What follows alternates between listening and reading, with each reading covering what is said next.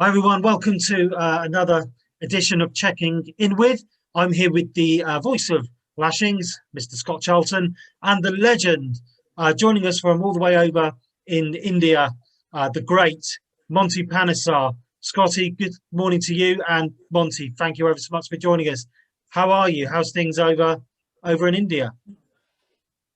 Yeah, well, thank you for giving me the opportunity, to come onto your show. Yeah, it's been great in India. We've got the T20 Road Safety Series to promote, road safety in India, and it's been brilliant. All the legends have come together, and it's been a really well organized tournament. Excellent. So just to go back a step there, I think there's six teams involved. Obviously, you're representing England, but a Legends tournament. I understand some, as well as yourself, some legends of the game are involved in this tournament. Yeah, absolutely. Every team has a legend. So South Africa had obviously, John P. Rhodes. West Indies had Brian Lara. England had KP. And India, Sachin Tendulkar, and a few of the others. But you need the big mainstreams to pull, people together. And we've got a fantastic stadium in Raipur, which holds about 60,000 people. So yeah, it's about 20,000, sort of 30,000, has been the capacity. And the best game has been obviously against India, where we won by 6 runs, and it really felt like an IPL match. And it was probably one of my sort of best experiences in India playing a T20 match. Excellent. And Scotty, I know you've been watching this. We've been fortunate to have this series over on our TV channels over here in the UK, and it's fantastic to see all these legends. And Monty's been bowling pretty well as well, pretty special. Oh, Monty, this little break's done you well, isn't it? Yeah, I'm glad Boris Johnson called the third lockdown, because it's got me bowling better. We've got no chance. Carry on like that, you'll be back in the county game. Well, absolutely. I think it was 17th of March. So I'm hoping that the schools are reopened again, and then by the time we get back, I hope Boris sort of gets club cricket going again. And yeah, I just need a county, Scott. You need to get me into a first-class county. So if you know a county coach and needs a left-arm spinner, have a word and just send me a message. Yeah, and you've still got so much to offer the game. I know you're still absolutely passionate about the game, and I know it's developed you as a person. And of course, as you get, I don't know, I hate to say it, but as we get a little bit older, my beard's gone white. I know what I'm saying. As we get a little bit older, it does sort of show you different paths. And so, where is he going to go after the playing? I mean, what's going to happen next with Monty Panesar? Well, at the moment, I'm just studying, a master's in sports journalism at St. Mary's University. This was in September. My sort of parents kind of pushed me to do it. They're like, well, if you're serious about journalism, which obviously I was thinking as a next stepping stone, they said, look, why don't you do that? And I started to just, obviously do that. And I had the opportunity to write a few articles for the Telegraph during the England Test series. So it's quite nice just to, do a bit of writing, learn about, it's very difficult to, write and put things together. And I'm just doing a little bit of a podcast now, part of my final year project called Monty Meets. So interviewing all the legends while, trying to grab them at breakfast and have a quiet word. Hey, you got a quick 30 minutes. And then, they've been really, really wonderful here. I know you've worked really hard at that. How special is that, though, to have all of you guys, not just your teammates, but people that you've played against for many years from all parts of the test playing countries, to have you all together in the same hotel? Talk us through that experience, because that's magical in itself, even away from the playing. Yeah, we're in I think really big area complex. It's like I think over 26 acres, and it's just a lovely hotel that they've got here. A nice huge lake, golf course. Golf course hasn't been obviously fully been prepared, but that will hopefully get done in time. But I think it's just having all the legends together, and we all kind of meet up at breakfast, and we just sort of meet up together. It's great because you sort of just converse different ideas, you speak to them, how they're all getting along, and it's nice just to sort of speak to people that you played during your playing days. It's been absolutely brilliant. So this concept, I think, has gone better than they thought, and the viewership has been unbelievable. It's been close to IPL figures.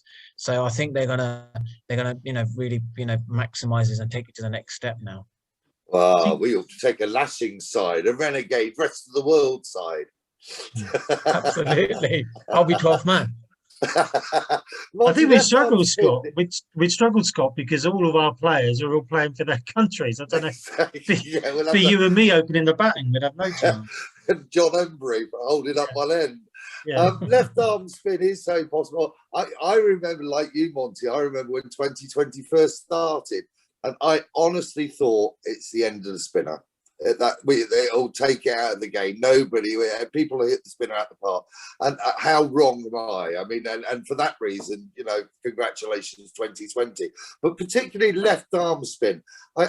Just for people that don't know, the importance of having, first of all, two spinners, and secondly, of having a left-hand spinner as an option. How important do you think it is as a baseman for a 2020 team? Yeah, look, I think, even with Sri Lanka, they've got, Herath, West Indies have Sullivan Ben, myself is here, Pranga Oja for, India. It makes a huge difference, because I think the ball turning away, coming round the wicket, just the whole angles are completely different. So batsmen, look, off spin is always easy to hit, ball coming into the bat, you hit over the top, but then there's that drift. Left arm spinners come in with an angle, they get the drift, they get a bit of turn, get the ball to go on with the arm. So effectively, they're just slightly, difficult to manage. Yeah, and it's just that other option in a game where it's turned into having variation being as important, and pace off either up there with it. It's just such an obvious thing. So once again, anybody looking for a quality left out, there's plenty of show reels of you, isn't there? Yeah, we've got one. Cool. Yeah, we have got one. Yeah, we have got one. We'll be adding to it soon. Yeah. So Kevin Peterson's been your captain. What's that been like, being captained by Kevin Peterson in this series? Going back to I think it was a game against Bangladesh, a great bit of sportsmanship there when he called the batsman back in where he'd hit it and been given out. Yeah, look, he was absolutely brilliant. I think he's been, just saying to the guys, stay relaxed as you are, do whatever you want to do. But actually, when you get onto the field, just be serious about it, be competitive. And he's been brilliant in that respect. So, yeah, he's been, I think, a breath of fresh air for everyone, and everyone's really enjoyed, working with him. That's brilliant. He looks like he's enjoying it as well. And KP hasn't always looked like he's enjoyed cricket. Yeah, he has, and I think he found his touch when early on, and hit a few runs, and he's got a sort of a lovely way of, like, if things are not going well, he just knows how to switch off and just forget about it. So yeah, he's look, I think he's definitely enjoying his cricket, and it's great to see. He's still got it. He's still a great batsman. Let's go back a step then. So obviously this tournament's gone really well for you. Great rhythm. The ball's coming out so well. So looking, obviously, next steps, maybe county cricket, franchise cricket, and we'll come back to that. But I say you've been doing your journalism degree. You do a lot in the media and your social media, the Monty channel, which is fantastic. So is, other than writing, is commentary maybe an avenue that you might look to go down? Yeah, absolutely. That's probably the next area I'm looking into, go into commentary, talk about the game. That would be, or I love that, if that opportunity arises. And what commentators out there sort of impress you the most in cricket at the moment? Well, obviously, we've got the likes of Nasser Hussain, Mike Atherton. I think they're both brilliant. Then we've got, I've met here Mike Hazeman, Russell Arnold, been really good. Both of them are good commentators. A lot of people talk about Michael Slater. It's a good one to listen to. I quite enjoy Ramiz Raja. I think he gives a different viewpoint on things. And David Bumble, obviously, David Lloyd is really funny, so everyone loves him. He's absolutely hilarious guy.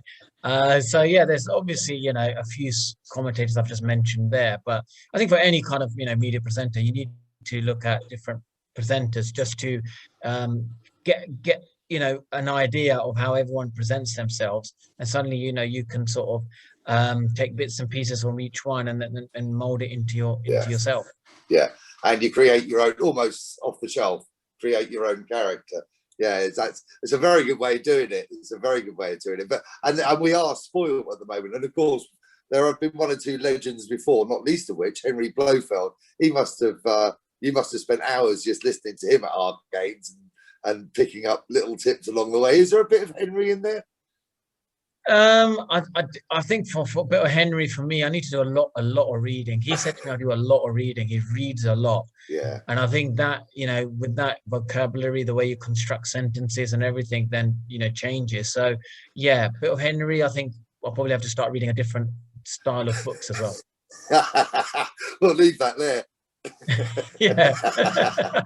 just going back to the playing side of things, and it was fantastic. I was sat watching when you got Sachin out and jumping up and down. And it was just great to see him consistently bowling so well. Had you sort of, in preparation for this tournament, you had any time at all to sort of practice in any way, even indoors? Or I know you do a lot of gym work anyway, but specifically around the cricket skills?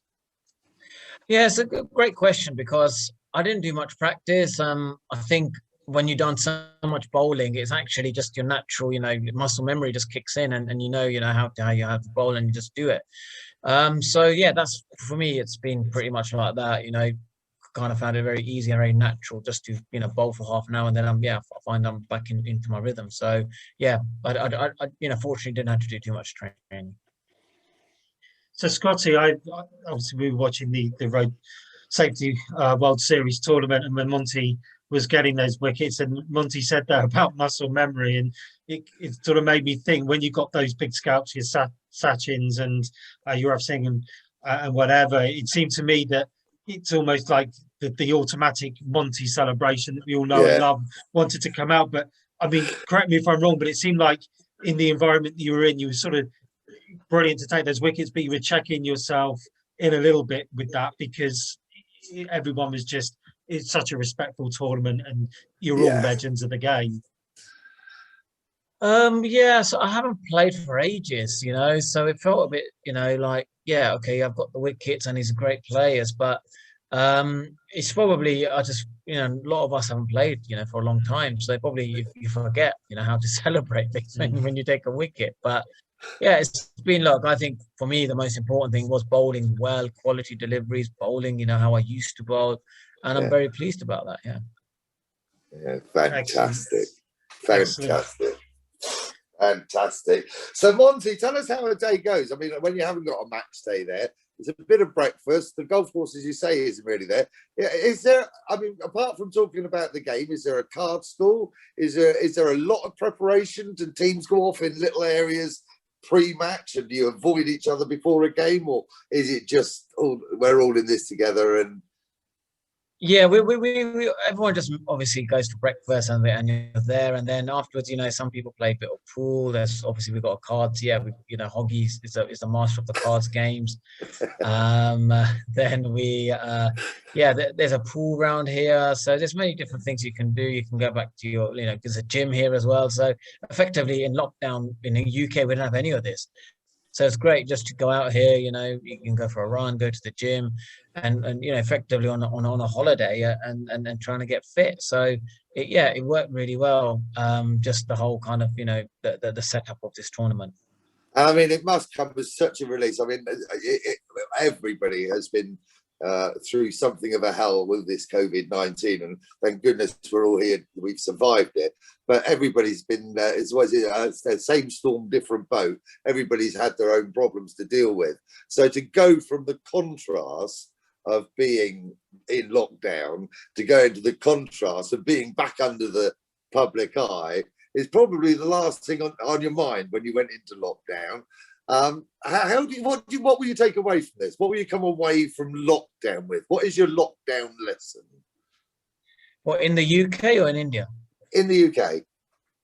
I think in the UK, it's about, you just establishing, like, I like, maybe a bit of a structure, a bit of routine, or maybe, just a daily run or an exercise or something to do, to get out of my mind into my body, right? That's a big thing for me. So if I do that, then it just, gets all the sort of, restless energy, and then, just that I just feel a bit more awake. Yeah. So with all of that, I think, relationships are important with your friends, your family, and also self-love. I think, you look after in yourself, the diet you have, Yeah. things you do for yourself is important. I think sometimes we forget about that. We worry about others. And I think people who naturally care for others, worry about others, actually forget to care about themselves. And I think that's important. And that is really important. You need to listen to your body. You need to listen, or right, if I feel like having, just having my junk food today, have it, go for it, Yeah. Yeah. and do things that make you happy as well. So that's really important. And check out on your friends, Yeah. speak. If you haven't spoken to a friend, just give them a call, have a chit chat. All of these things, are really important. I think if you, I agree with you wholeheartedly, and I've tried to think of it not as loving myself, because that feels like I'm cheating somehow, but of respecting myself. And I think I've tried to think of myself as I would treat myself like anyone else. And I think we have been guilty of taking the eye off the ball and forgetting what's guilty. What's your lessons? What are you going to keep, and what can't you wait to go out and do again? So what habits have been permanent, and what is going to be? Look, I can't wait for the gyms open again. I'll, go to the gym, do that, and that'll be brilliant. Nice just to socialize with friends back in the cafes, bars. I think that's going to be more like June or July we're looking at, further down the line. And I think, just going back to normality, just doing normal things, and I'm just looking forward to that, I hope, that'll be great. Is there anything you've missed particularly though? Anything that you just that's going to be just for me? One day I'm going to go. I went, and for the first time I had to take the dog to get groomed. I went driving out in the country and saw the daffodils all coming through and the beginnings of spring. And it started me thinking, there is going to be one day where I'm going to go and treat myself to an ice cream on top of Kimmeridge and just spend an hour looking at the view. So what's Monty's special treat for getting through this? And we all deserve a treat for getting through this. Yeah, look, I think my treat will probably be, I think I love to just, play cricket again, really. If there's the opportunity arise, county cricket or something like that, or that'd be great. And that'd be brilliant. Can't wait to see you play again. Well, like we said earlier, December, January, and February as well, to some extent, have really been the toughest months over here in the UK from a COVID perspective in many different ways. I think for me, and I know for you, Scotty, one of the sort of things that has kept us going is being able to watch international cricket. It's been testament to the guys. Obviously, we had the summer over here in Old Trafford and Southampton get Test cricket play, but also the Test series out in Sri Lanka and out in India. And you always do very well on your Monty channel and elsewhere on social media in terms of sort of providing some insight and some commentary around it. So can I ask you, with the England squad at the moment, particularly from a Test perspective, Sri Lanka and India, how would you summarise the performance of a young, inexperienced batting lineup and all of those things? But how would you summarise how England performed over in the subcontinent this winter? Look, I think with the national team, I think since the introduction of crowds, I think the England team have completely, been outplayed. And I think the crowds has been a huge factor. The noise, intimidation, and all that kind of stuff. So, and plus, Joe Root hasn't really had his best team. And then you look at the T20, Owen Morgan, he's got his best 11 and they're doing really well. So, that's, I think, England have probably got that bit right. There's so much pressure on England sort of not giving Test cricket the priority. But with the T20 World Cup coming up, IPL cricket, I think, I think England got that balance spot on. And these bubble situations as well comes into play from a rotation policy perspective. And there's been people on two sides of that fence, but it's difficult, isn't it? Ultimately, these are young guys put in situations which are very, very difficult, and really we should be respectful of that. Yeah, that I think that's the difficulty. I think it's difficult for people to understand that, and I think a lot of people just say things like, oh well, if I had the opportunity to play for England, I would do everything I can. But that was under normal circumstances where you're allowed to walk around, switch off, do other things, then go back into your training and practice. But here it's like you train, practice, you're in the hotel, and actually some people cannot even leave their own rooms.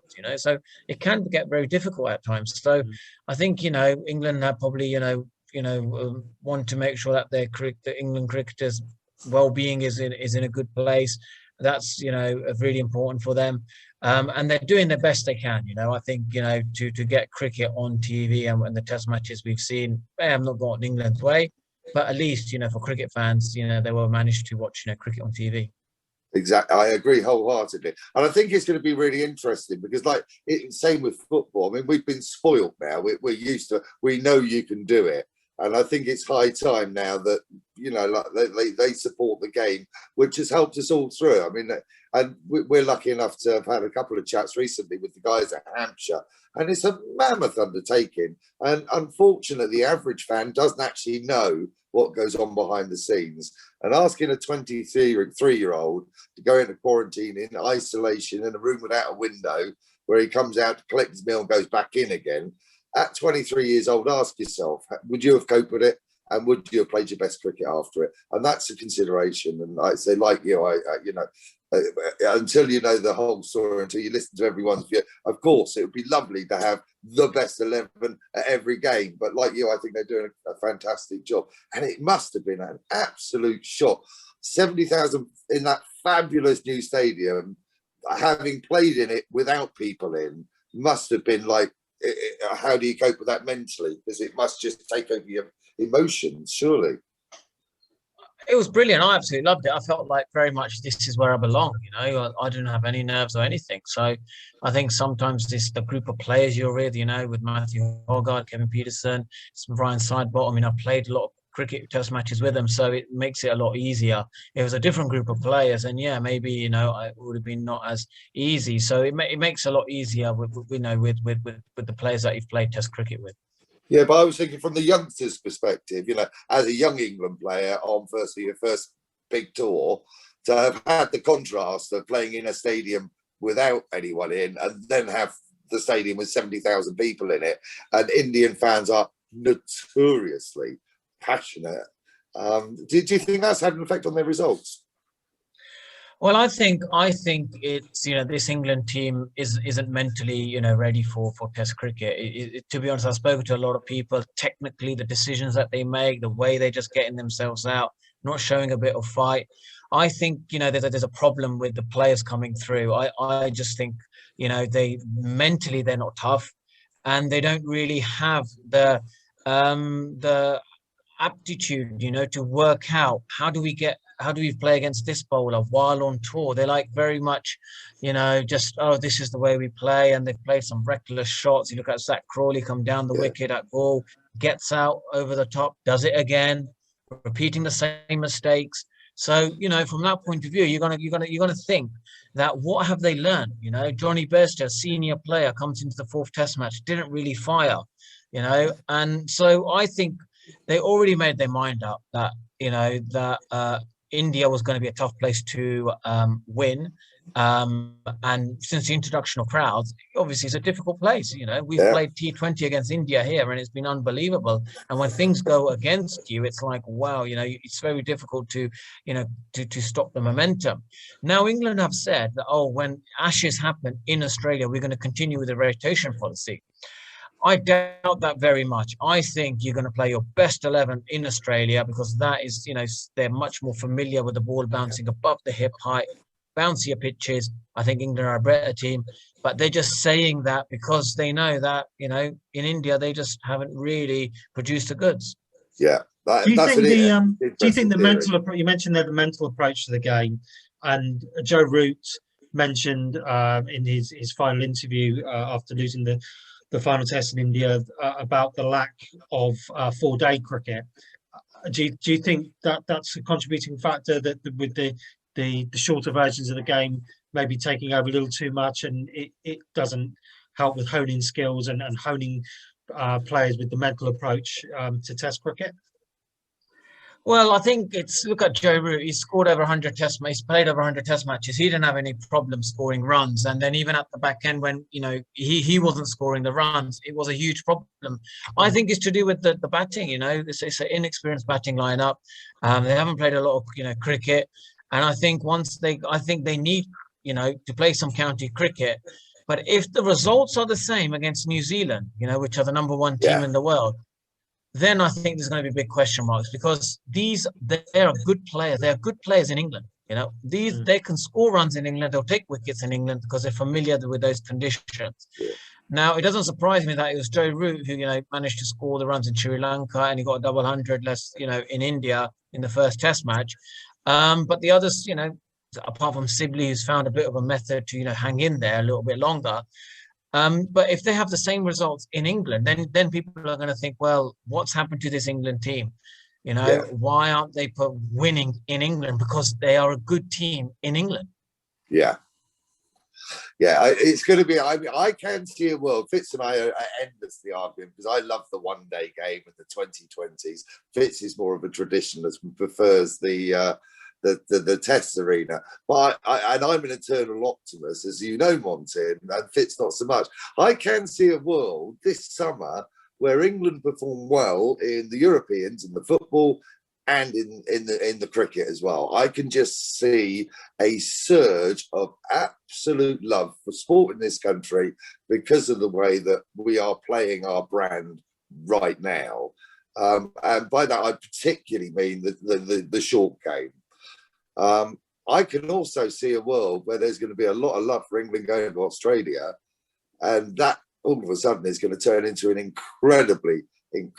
But I think for the first time we're seeing the difference between the Test side and the T20 side, and possibly it's down to the media. But I think it's really important that we get behind that Test side that goes to Australia, and massively important that they perform there, because I think it will get. Hopefully, cricket and sport will have gained a lot of momentum by that point. And so, like you, I think that. Yeah, I think they've got their eye on a bit further down the line.